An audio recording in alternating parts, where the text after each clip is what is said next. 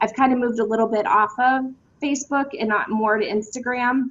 But you really have to just keep up with that. So, but I'll go through it with you and give you some pointers and tips and what I did that was helpful. So, this is our son. So this was obviously him in the hospital bed and then doing breathing treatments at home, and our whole inspiration for helping others.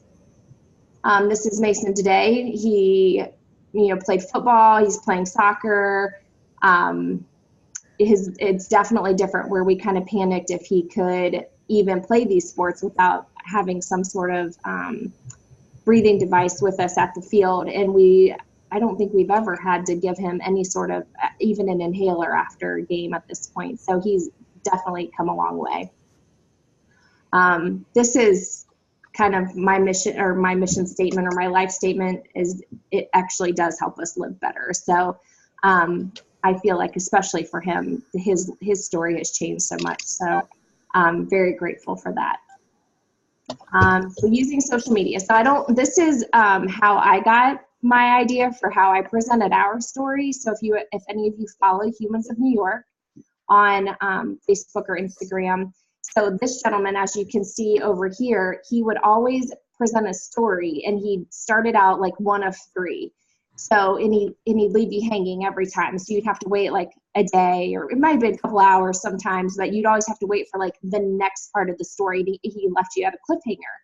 And I loved it. And I thought, what a great way to tell a story and keep people intrigued and keep coming back for more. So that's what I did. When I decided to tell the story, I jotted down notes on how I would break it down. And I started out, part 1 of 6. And this is actually, that first one there is Mike and I talking. And so he's saying, you have a story to tell, you should help somebody. And I was just like, I don't know. Like, is it really? I don't know. What if it is a fluke? Like, what if it was just random? I don't know. But then he ended up telling me, you're never going to know if you don't try. And what if you help somebody else? So I went through and broke it up over a couple, probably 4 or 5 days, and just told our story in small pieces. And it really tugged at a lot of people's heartstrings to just hear our journey, because most people didn't know how bad it was for Mason when he was smaller. So it was intriguing for a lot of people, and that really just helped. I don't know, I just boomed in the beginning. All these people wanted to know more, and I kind of was like, what do I do? So it was a great thing to start with. These are what I do. I don't use, I do use YouTube a lot, actually, I guess, for videos, but LinkedIn is probably the one I really don't use the most. But the rest of them, in some fashion or another, I use them for posting.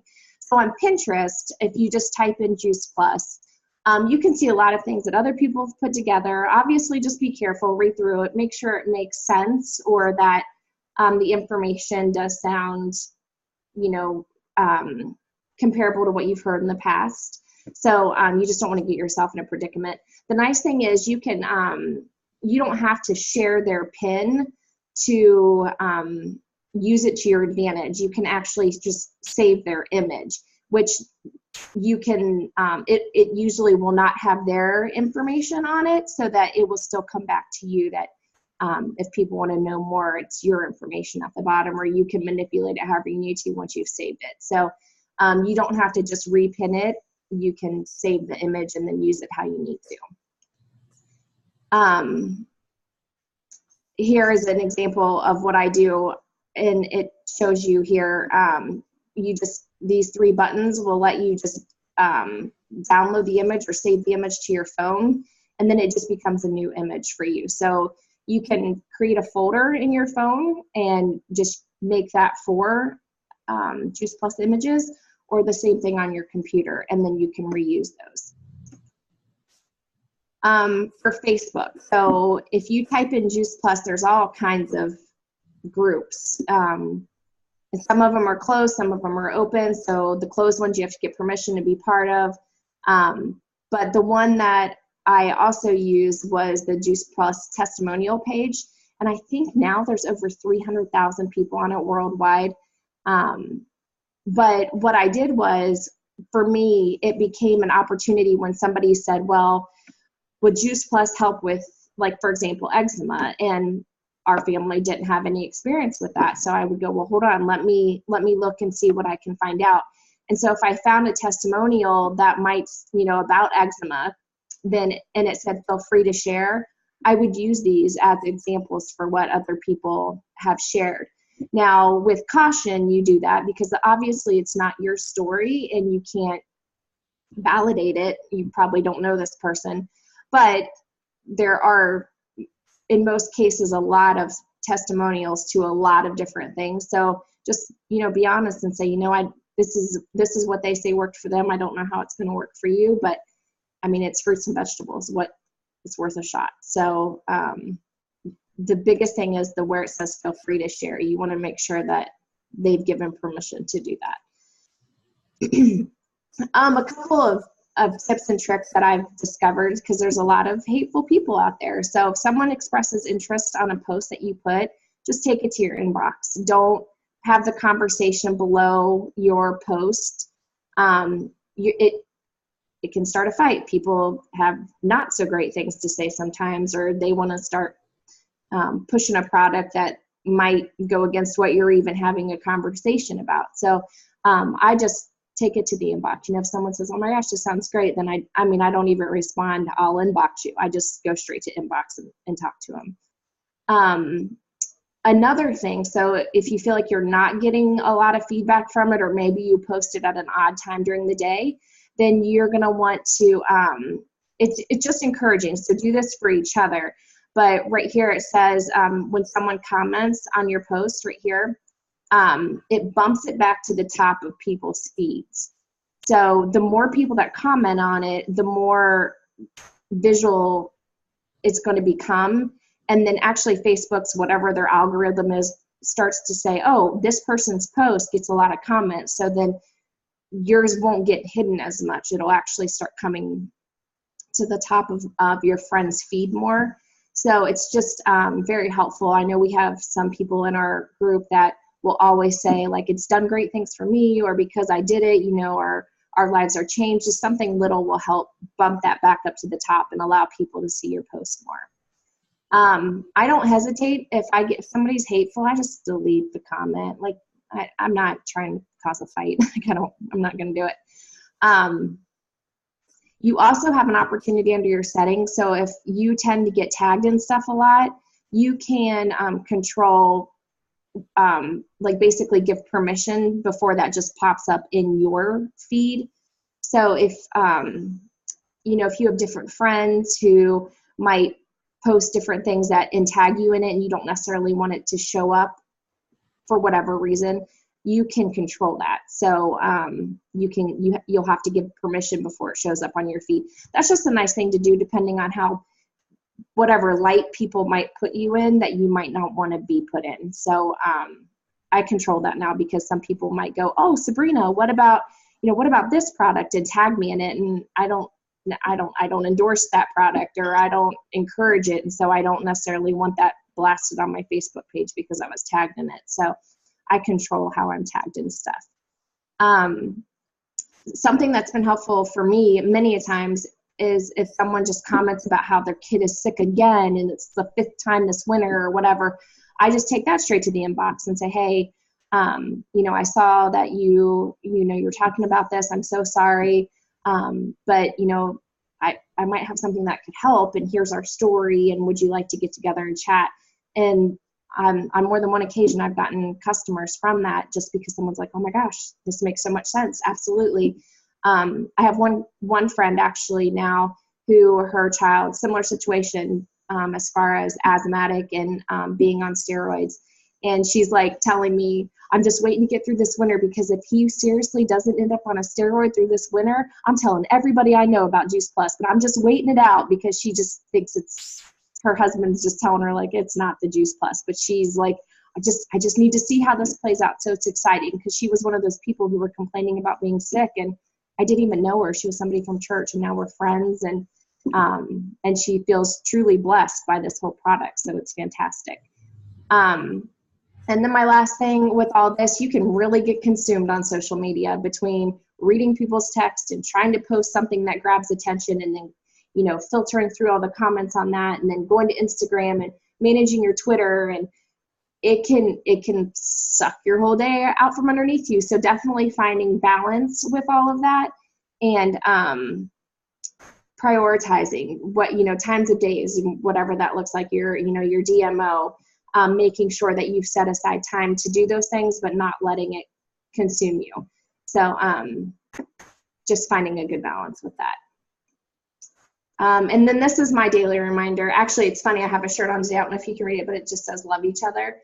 You know what, at the end of the day, like, I didn't decide to do this for money or for some growth, or I truly just wanted to do it because I saw how it changed my son. And I feel like if you can just love on people and say, listen, I'm here to help you. If you want help, like, I can show you this stuff if you want it, and if you don't, that's fine. Like, I don't care. I'm just here if you need me. And so if you can, I think, live through with that passion of just loving on people and doing it with love and not with any other kind of intent on, you know, another customer and more money, or I don't know, just if you just show the love for people, it's going to go a long way.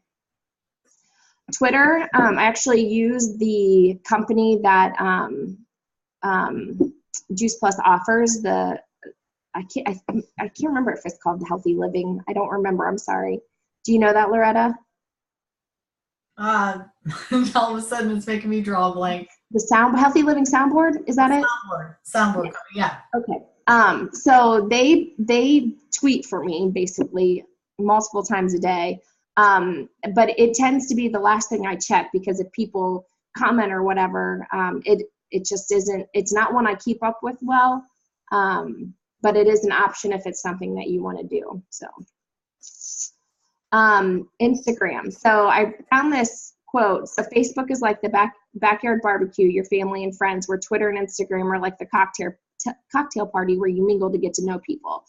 So it's true. So Instagram and Twitter are much harder to reach out to people like, hey, I saw you liked my, you know, post. Did you want to know more information? Because they're not your friends and you really don't know them. So you have to kind of handle that a little bit differently. So just, you know, starting those conversations, it's totally doable, but you got to get comfortable doing it. The biggest thing with Instagram, so I recently heard that Facebook is like the old man's Instagram.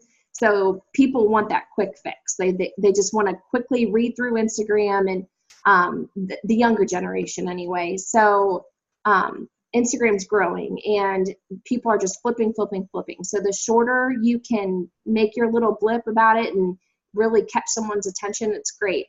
You cannot put any links there, so you cannot put like, check out my, you know, page and put your Juice Plus webpage. You can't link anything. You can do it on your profile, but when you actually do a post, you cannot, there's no links.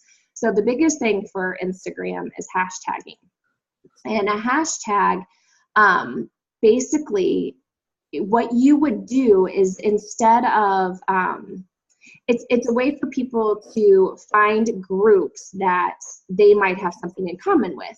So if you did a hashtag, so say you did something about Juice Plus or healthy living, like totally ran a 5K and then drank my Juice Plus shake afterward, hashtag Juice Plus, hashtag complete, like you wouldn't want to do that, because the people who are going to see that post are also people who would be looking at Juice Plus or complete. But if you're trying to reach people that don't know anything about it, you wouldn't hashtag those things. You're going to hashtag things like whole food, you know, health, exercise, vegan, vegetarian. So when those people who are looking like, oh my gosh, I totally need to lose weight, or I totally need to do something with my nutrition, and they go and search out things about nutrition or exercise, if those are things you're hashtagging, then Instagram's going to go, hey, I see that you're hashtagging about health and nutrition. So is this person. You might want to be friends. And like, so my Instagram for Juice Plus is public. So then I will just get people who are into fitness and health and vegan and vegetarian, and next thing you know, I'm getting all these friends on Instagram because it appears that we have things in common, because I didn't hashtag about Juice Plus. I hashtagged about all these other things that have to do with health and wellness and exercise and juicing and, you know, whole foods and the big names of nutrition. So that is another option. And you can see there, I even did like hashtag coffee, because just I thought, well, you know what, if I can like show people like a natural, you know, way to get some energy in the morning, like and I totally did. I got like 3 different coffee shops started following me on Instagram. So it's an opportunity to get those people to start seeing what you're posting, and all because they think we have a common interest in these things. So you have to kind of think outside the box. Like, it's not what you want to share, but it's what are the kinds of people you want to see your post? What would they be looking for? So got to think in reverse. Something I did for a while, and I've gotten out of the habit since my kids started back to school, and somehow I got roped into being the PTO president, and my life kind of went a little crazy. But I was in a habit of doing this every Monday through Friday and having some sort of, I would hashtag it, and then I would have some sort of blip on it. On the Facebook side of things, I would put, you know, a YouTube link or another link to something. So have some fun with it, and kind of come up with your own thing and get in the habit, because I found that people actually look forward to it, especially when I had some recipes that I would do for a while. People looked forward to a new healthy recipe.